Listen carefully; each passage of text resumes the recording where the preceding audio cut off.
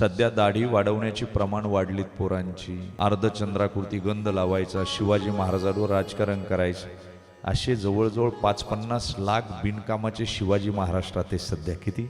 शिवाजी महाराजांची मिरवणूक चौकात आणि हा चौकीत कुठं? बरं, दाढ्या वाढवल्यानं शिवाजी होतो काय?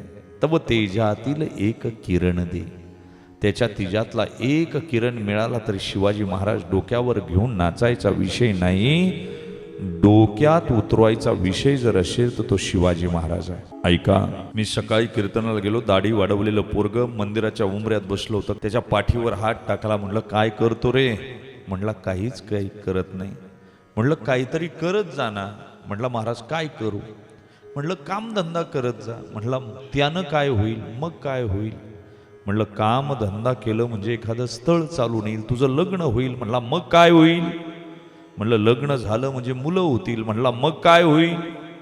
म्हणलं मुलं झाली म्हणजे पोरं शाळेत जातील. म्हणला मग काय होईल? म्हणलं पोरं शाळेत गेली म्हणजे चांगलं शिकतील. म्हणला त्यानं काय होईल?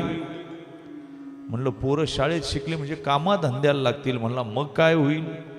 म्हणलं पोरं कामाधंद्याला लागली, पैसे कमवतील, तुला आराम मिळेल. मग म्हणला मी आता काय करतोय? आरामच करतोय ना, त्याच्यासाठी एवढं कशाला करत बसू? म्हणला आत्ताची मेंटॅलिटी जी आहे ना ती ही आहे.